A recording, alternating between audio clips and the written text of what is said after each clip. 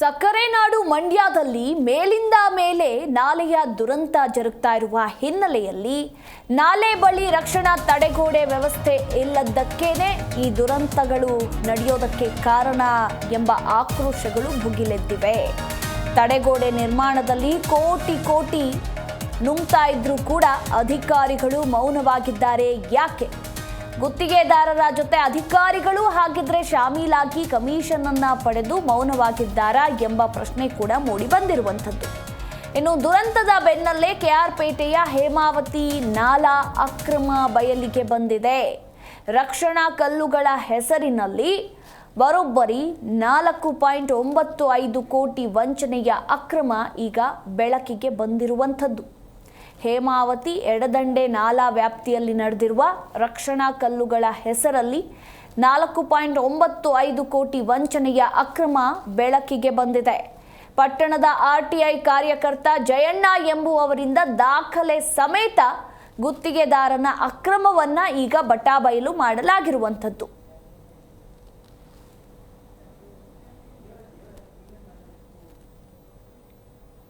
ಹೇಮಾವತಿ ಎಡದಂಡೆ ಮುಖ್ಯ ನಾಲೆಯಲ್ಲಿ ಸರಪಳಿ 72.260 214 ಕಿಲೋಮೀಟರ್ವರೆಗೂ 880 ಕೋಟಿನಲ್ಲಿ ಮಾಡರ್ನೈಸೇಷನ್ ಮಾಡಿದ್ದಾರೆ. ಮಾಡರ್ನೈಸೇಷನ್ ಆಧುನೀಕರಣ ಅಂತ. ಈ ಆಧುನೀಕರಣ ಕಾಮಗಾರಿನಲ್ಲಿ ಒಂದು ಭಾಗವಾಗಿ ನಾಲೆ ಎಲ್ಲೆಲ್ಲಿ ಮುಖ್ಯ ನಾಲೆ ಎಲ್ಲೆಲ್ಲಿ ಹಾದು ಹೋಗ್ತದೋ ಅದು ಗ್ರಾಮೀಣ ಪ್ರದೇಶದಲ್ಲಿ, ಗ್ರಾಮಗಳು ಹತ್ತಿರ ಇರತಕ್ಕಂಥ ಪ್ರದೇಶದಲ್ಲಿ ಮತ್ತು ಆ ನಾಲೆ ಮೇಲೆ ಹೆಚ್ಚಿಗೆ ವಾಹನ ಸಂಚಾರ ಇರತಕ್ಕಂಥ ಪ್ರದೇಶಗಳಲ್ಲಿ ನಾಲೆಗಳು ವಾಹನಗಳು ಆಯತಪ್ಪಿ ನಾಲೆ ಒಳಗೆ ಬೀಳಬಾರ್ದು ಅಂತಂಥೇಳಿ ಗಾರ್ಡ್ ಸ್ಟೋನ್ಸ್ ರಕ್ಷಣಾ ಕಲ್ಲುಗಳನ್ನ ನೆಡಬೇಕು ಅಂತ ಹೇಳ್ಬಿಟ್ಟು ಒಂದು ಅವಕಾಶ ಮಾಡ್ಕೊಂಡಿದ್ದಾರೆ. ಈ ರೀತಿ ಒಟ್ಟಾರೆ 22,300 ರಕ್ಷಣಾ ಕಲ್ಲುಗಳು ನೆಡಲಿಕ್ಕೆ ಒಂದು ಕಲ್ಲಿಗೆ 2,239 ರೂಪಾಯಿ ನಂಗೆ ಅವಕಾಶ ಮಾಡಿಕೊಂಡು 4,78,00,000ಕ್ಕೆ ಅವಕಾಶ ಮಾಡ್ಕೊಂಡಿದ್ದಾರೆ.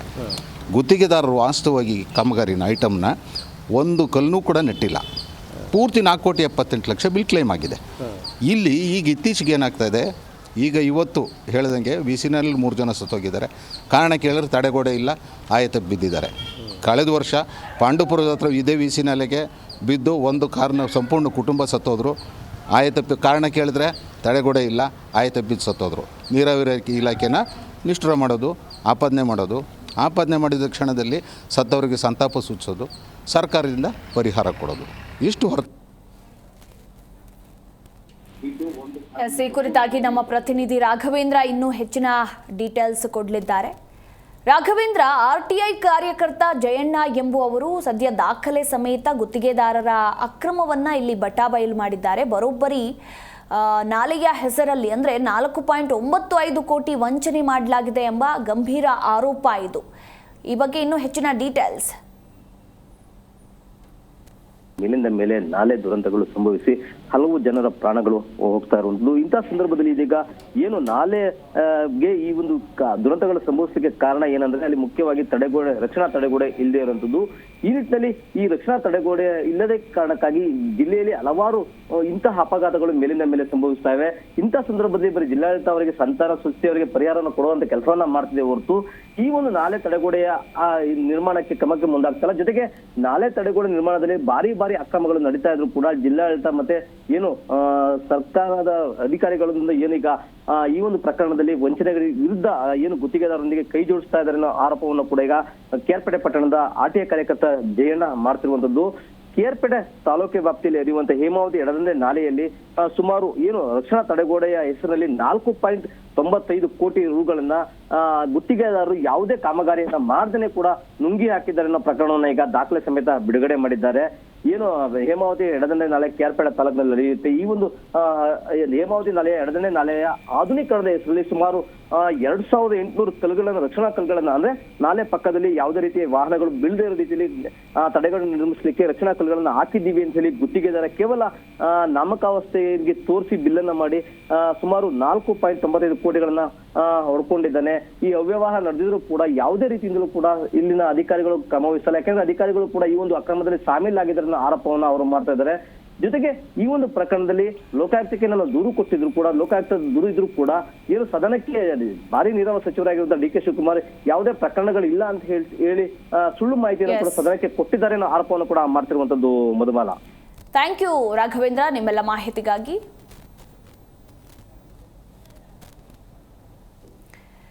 ಎಸ್ ನೋಡಿ, ಪ್ರತಿ ಕಲ್ಲಿಗೆ 2,239 ರೂಪಾಯಿನಂತೆ 22,300 ರಕ್ಷಣಾ ಕಲ್ಲುಗಳನ್ನು ನೆಟ್ಟಿರೋದಾಗಿ ಬಿಲ್ ಮಾಡಿ ಹಣ ಪಡೆದಿರುವ ಆರೋಪ ಈಗ ಕೇಳಿ ಬಂದಿರುವಂಥದ್ದು. ಅಂದರೆ ಅಲ್ಲಿ ಯಾವುದೇ ತಡೆಗೋಡೆ ನಿರ್ಮಾಣ ಆಗಿಲ್ಲ, ಆದರೂ ಕೂಡ ತಡೆಗೋಡೆಯ ಹೆಸರಿನಲ್ಲಿ ಈ ಒಂದು ಅಕ್ರಮ ನಡೆದಿರುವಂಥದ್ದು.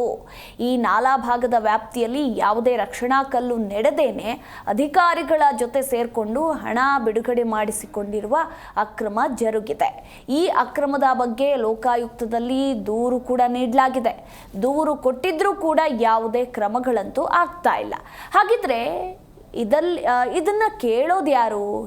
ಕೇಳೋರು ಯಾರು ಇಲ್ವಾ? ಹಾಗಿದ್ರೆ ಈ ರೀತಿ ಕೋಟಿ ಕೋಟಿ ಅಕ್ರಮವನ್ನ ಮಾಡಬಹುದಾ ಎಂಬ ಸಾಲು ಪ್ರಶ್ನೆಗಳು ಮೂಡಿ ಬರುತ್ತೆ.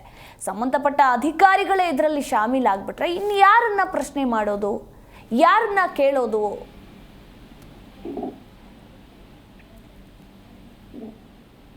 ಸರ್ ನೋಡಿ, ಈ ಕುರಿತು ಮಾತನಾಡೋದಕ್ಕೆ ನಮ್ಮ ಜೊತೆ RTI ಕಾರ್ಯಕರ್ತ ಜಯಣ್ಣರವರೇ ಸ್ವತಃ ದೂರವಾಣಿ ಸಂಪರ್ಕದಲ್ಲಿದ್ದಾರೆ. ಸರ್ ನಮಸ್ಕಾರ. ನಮಸ್ಕಾರ ಮೇಡಮ್. ನೇರವಾಗಿ ನೀವೇ ದಾಖಲೆ ಸಮೇತ ಗುತ್ತಿಗೆದಾರನ ಅಕ್ರಮವನ್ನ ಬಯಲು ಮಾಡಿದ್ದೀರಾ. ಹೌದು. ಏನ್ ಹೇಳ್ತೀರಾ ಈ ವಿಚಾರಕ್ಕೆ ಸಂಬಂಧಪಟ್ಟಂತೆ? ಮೇಡಮ್ ಅವರೇ, ನಾನು ಮಾನ್ಯ ಜಿಲ್ಲಾಧಿಕಾರಿ ಈಗ ಏನಿದ್ರು ಜಿಲ್ಲಾಧಿಕಾರಿ ಡಾಕ್ಟರ್ ಕುಮಾರ್ ಅಂತ ಮಂಡ್ಯ ಜಿಲ್ಲೆನವರು, ಅವರು KR ಪೇಟೆನಲ್ಲಿ ಒಂದು ಸಾರ್ವಜನಿಕ ಕುಂದುಕೊರತೆ ಸಭೆಗೆ ಬಂದಾಗ ಮತ್ ಜೊತೆಗೆ ಕ್ಷೇತ್ರದ MLA ಅವರು ಕೂಡ ಇದ್ರು. ಇಲ್ಲಿ ಹೇಮಾವತಿ ಎಡದಂಡೆ ಮುಖ್ಯ ನ್ಯಾಯಾಲಯ 1972ರಿಂದ 214ನೇ ಕಿಲೋಮೀಟರ್ವರೆಗೂ ಮಾಡರ್ನೈಸೇಷನ್ ಅಂತ ನಡೆದಿದೆ. ಅಲ್ಲಿ ಇವತ್ತು ಏನ್ ಅವಘಡ ನಡೆದಿದೆಯೋ, ಇಲ್ಲಿ 4 ಡೆಡ್ ಬಾಡಿಗಳು ಏನ್ ಸಿಕ್ಕಿದವು, 3 ಡೆಡ್ ಬಾಡಿಗಳು VC ಬಿದ್ದು, ಆ ರೀತಿ ಅವಘಡಗಳು ನಡೀದೇ ಇರೋ ರೀತಿಲಿ ಇಲ್ಲಿ ರಕ್ಷಣಾ ಕಲ್ಲುಗಳು ನೆಡ್ಲಿಕ್ಕೆ ಅಂತ ಹೇಳ್ಬಿಟ್ಟು 21,350 ರಕ್ಷಣಾ ಕಲ್ಲುಗಳು ನೆಡ್ಲಿಕ್ಕೆ 4,78,00,000 ಎಸ್ಟಿಮೇಟ್ ಪ್ರಾವಿಷನ್ ಮಾಡ್ಕೊಂಡು ಬಿಲ್ ಕ್ಲೈಮ್ ಮಾಡಿದ್ದಾರೆ. ವಾಸ್ತವವಾಗಿ ಬಿಲ್ ಕ್ಲೈಮ್ ಮಾಡ್ಬಿಟ್ಟು ಒಂದು ಸಿಂಗಲ್ ಕಲ್ಲು ಕೂಡ ನಾಲೆ ಮೇಲೆ ನೆಟ್ಟಿಲ್ಲ. ಭಾರಿ ದೊಡ್ಡ ಹಗರಣ ಇದು. ಕ್ಲೈಮ್ ಮಾಡ್ಕೊಂಡಿರೋದು ಇದು ಈ 2020-22ನೇ ಇಸ್ವಿನಲ್ಲಿ ಕ್ಲೈಮ್ ಮಾಡಿರೋದು ಇದು ಇತ್ತೀಚೆಗೆ. ಈ DC ಕುಮಾರ್ ಅವ್ರು ಬಂದಾಗ ರೈಟಿಂಗ್ ಅಲ್ಲಿ ಇದನ್ನ ಕೊಟ್ಟಿದ್ದೀವಿ ಅವರಿಗೆ. ನಾವು ಸ್ಪೆಸಿಫಿಕ್ ಆಗಿ ಹೇಳಿದೀವಿ DC ಅವ್ರಿಗೆ, ಮಾನ್ಯ ಜಿಲ್ಲಾಧಿಕಾರಿ ಅವರೇ, ಸತ್ತೋದ್ನಂತ ನೀವು ಬಂದು ಸಂತಾಪ ಸೂಚಿಸೋದು ಅವಶ್ಯಕತೆ ಇಲ್ಲ. ಸಂತಾಪ ಸೂಚಿಸಿ ಪರಿಹಾರ ಕೊಡೋದ್ರಿಂದನೂ ಕೂಡ ಇದಕ್ಕೆ ಬಗೆಹರಿಯೋದಿಲ್ಲ ಈ ಸಮಸ್ಯೆ. ಈ ರೀತಿ ಸಾರ್ವಜನಿಕರ ಜೀವ ಉಳಿಸೋದಕ್ಕೋಸ್ಕರ ಈ ರೀತಿ 4,78,00,000 ರೂಪಾಯಿನ ಬಿಲ್ ನ ಕ್ಲೈಮ್ ಮಾಡಿ ಒಂದು ಚೂರು ಕಿಂಚೂಟು ಕೂಡ ಕೆಲಸ ಮಾಡಿಲ್ವಲ್ಲ, ಇದ್ರ ಬಗ್ಗೆ ಕ್ರಮ ಕೈಗೊಳ್ಳಿ ಮೊದಲು ಅಂತ ನಾವು ಒತ್ತಾಯ ಮಾಡಿದ್ದೀವಿ. ನಮ್ಮ ಕ್ರಮದ ಬಗ್ಗೆ, ನಾವು ದೂರಿನ ಬಗ್ಗೆ ಏನು ಕ್ರಮ ಕೈಗೊಂಡಿದ್ದಾರೆ ಅಂತ ಜಿಲ್ಲಾಧಿಕಾರಿಗಳ ಕಚೇರಿಯಿಂದ ಒಂದು ಕಿಂಚಿತ್ತೂ ಮಾಹಿತಿ ಇಲ್ಲ. ಈ ರೀತಿ ದೊಡ್ಡ ಪ್ರಮಾಣದಲ್ಲಿ ಅಕ್ರಮಗಳು ನಡೆಯಲಿಕ್ಕೆ ಅವಕಾಶ ಮಾಡ್ಕೊಂಡು ಕೊಟ್ಕೋತಾರೆ. ಈಗ ನೀವು ದೂರು ಕೊಟ್ಟಾಗ ಸಂಬಂಧಪಟ್ಟ ಅಧಿಕಾರಿಗಳು ಏನ್ ಹೇಳ್ತಾರೆ ಸರ್? ಅಧಿಕಾರಿಗಳು ಏನು ಉತ್ತರ ಇಲ್ಲ ಅವರಿಗೆ. ಈ ಕೆಲಸ ಸಂಪೂರ್ಣ ಮುಗಿದಿದೆ ಅಂತ ಹೇಳ್ಬಿಟ್ಟು ಸರ್ಟಿಫಿಕೇಟ್ ಕೊಟ್ಬಿಟ್ಟಿದ್ದಾರೆ ಗುತ್ತಿಗೆದಾರಂಗ ಅವರು. ಅಧಿಕಾರಿಗಳು ಶಾಮೀಲಾಗ್ಬಿಟ್ಟಿದ್ದಾರೆ ಇದರಲ್ಲಿ, ಈ ಬಹಳ ದೊಡ್ಡ ಹಗರಣದಲ್ಲಿ. ಸಾರ್ವಜನಿಕ ಯಾವ ಪ್ರತಿನಿಧಿ ಬೇಕಾದ್ರೂ ಬರ್ಲಿ, MLAಗಳು ಬರ್ಲಿ, ಮಂತ್ರಿಗಳು ಬರ್ಲಿ, ಸರ್ಕಾರದ ಅಧಿಕಾರಿಗಳು ಬರ್ಲಿ, ಸ್ಪಾಟಿಗೆ ಹೋಗ್ತೀವಿ ನಾವು, ಪ್ರೂಫ್ ತೋರಿಸ್ತೀವಿ ನಾವು. ಇವತ್ತಿಗೂ ಕೂಡ ಕಣ್ಣಿ ಕಟ್ಟದಾಗಿದೆ. ಇದನ್ನ ಕ್ರಮ ಯಾಕೆ ತಗೋತಾ ಇಲ್ಲ? ಭಾರಿ ದೊಡ್ಡ ಮಟ್ಟದ ಅಕ್ರಮಕ್ಕೆ ಇಲ್ಲಿ ಇಲಾಖೆಗಳಿಗೆ ಅಕ್ರಮಕ್ಕೆ ಇದ್ ಮಾಡ್ಲಿಕ್ಕೆ ಅಧಿಕಾರಿಗಳಿಗೆ ಅವಕಾಶ ಕೊಟ್ಕೊಂಡ್ಬಿಡ್ತಾರೆ. ಈಗ ಸಾವು ನೋವು ಸಂಭವಿಸಿದಾಗ ಬಂದ್ಬಿಟ್ಟು ತಡೆಗೋಡೆ ಕಟ್ಟಿಸ್ತೀವಿ, ರಕ್ಷಣೆ ಕ್ರಮ ಕೈಗೊಳ್ತೀವಿ ಅಂತ ಸ್ಟೇಟ್ಮೆಂಟ್ ಕೊಡ್ತಾರೆ. ಈಗ ಸತ್ತೋಗಿರೋ ಜೀವ ವಾಪಸ್ ಬರ್ತದ? ಅಮೂಲ್ಯವಾದ ಜೀವಗಳು, ನಿಜ ಜೀವ ರಕ್ಷಣೆ ಮಾಡೋದಕ್ಕೋಸ್ಕರ ಈಗಾಗಲೇ ಕಟ್ಟಿದೀವಿ ಅಂತ ಹೇಳ್ಬಿಟ್ಟು 4,78,00,000 ಬಿಲ್ ಕ್ಲೈಮ್ ಮಾಡಿದಾರಲ್ಲ, ಇದ್ರ ಹೊಣೆ ಯಾರು? ಸರ್ಕಾರಕ್ಕೆ ಜವಾಬ್ದಾರಿ ಇಲ್ವೋ ಇದ್ರ ಮೇಲೆ? ಹೌದು. ಅಲ್ಲ, ಮತ್ತೊಂದು ವಿಚಾರ ಮೇಡಮ್, ಪ್ರಮುಖವಾಗಿ ಈ ವಿಚಾರಕ್ಕೆ ಸಂಬಂಧಪಟ್ಟ ನಾವು ಲೋಕಾಯುಕ್ತಕ್ಕೂ ದೂರು ಕೊಟ್ಟಿದ್ದೀವಿ. ಹಲವಾರು ಪ್ರಕರಣಗಳಲ್ಲಿ ಲೋಕಾಯುಕ್ತದವರು ಸುಮೋಟೋ ಕೇಸ್ ದಾಖಲೆ ಮಾಡಿಕೊಂಡು ವಿಚಾರಣೆ ಕೈಗೆತ್ಕೋತಾರೆ. ಇದು ಸುಮೋಟೋ ದಾಖಲೆ ಕೈಗೆತ್ಕೊಳ್ಳುವಂತ ಅವಶ್ಯಕತೆನೂ ಇಲ್ಲ. ಈ ವಿಚಾರಕ್ಕೆ ಸಂಬಂಧಪಟ್ಟಂತ ನಾವು ಲೋಕಾಯುಕ್ತಕ್ಕೆ ದೂರು ದಾಖಲೆ ಮಾಡಿದ್ದೀವಿ. ವಿಚಾರಣೆ ಹಂತದಲ್ಲಿದೆ. ಅಟ್ಲೀಸ್ಟ್ ಕನಿಷ್ಠ ಪಕ್ಷ ಲೋಕಾಯುಕ್ತದವರು ಇಂಥ ಸನ್ನಿವೇಶದಲ್ಲಾದ್ರೂ ಕೂಡ ಬಂದು ಅವರು ಸ್ಥಳ ತನಿಖೆ ಯಾಕೆ ಕೈಗೊಳ್ತಾ ಇಲ್ಲ? ನಿಜ, ಕಣ್ಣಿಗೆ ಕಾಣುವಂಥದ್ದು. ಈಗ ವಾಟ್ ನೆಕ್ಸ್ಟ್ ಸರ್? ಹಾಗಿದ್ರೆ ಈಗ ಕೇಳ್ಬೇಕಾಗಿರೋರು ಕೇಳ್ತಾ ಇಲ್ಲ, ಅಧಿಕಾರಿಗಳು ಶಾಮೀಲಾಗಿದ್ದಾರೆ, ಅದೇ ಎದ್ದು ಕಾಣಿಸ್ತಾ ಇದೆ. ಇವಾಗ ಮುಂದೆ ಏನು ಅಂತ?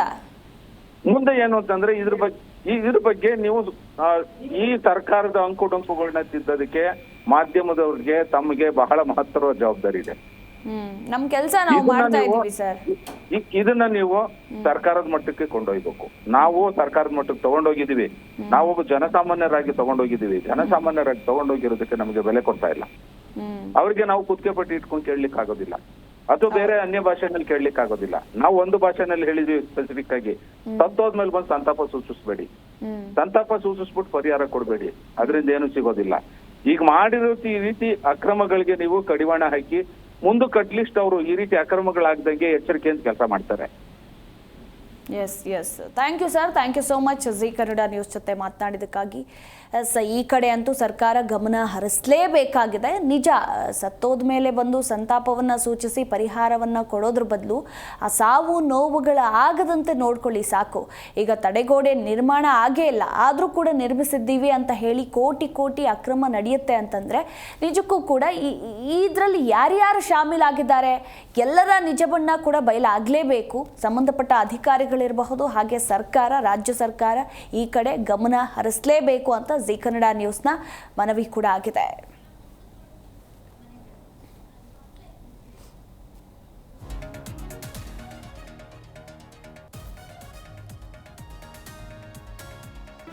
ಜಿ ಕನ್ನಡ ನ್ಯೂಸ್ ಈಗ ನಿಮ್ಮ ಮನೆಯಲ್ಲೇ ನೋಡಿ. ಎಲ್ಲ ಕೇಬಲ್ಗಳಲ್ಲಿ ಈಗ ಲಭ್ಯ.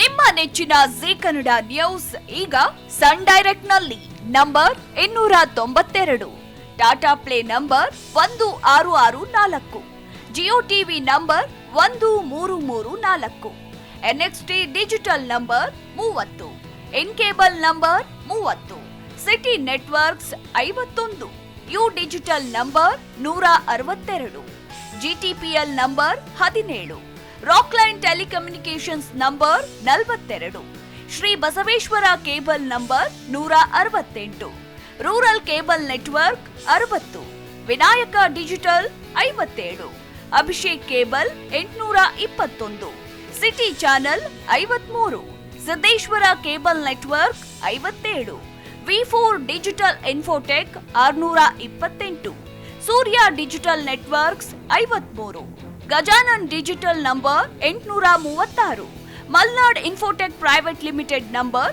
56, metro cast number 830, victory digital number 167ರಲ್ಲಿ ನೋಡಿ ಆನಂದಿಸಿ.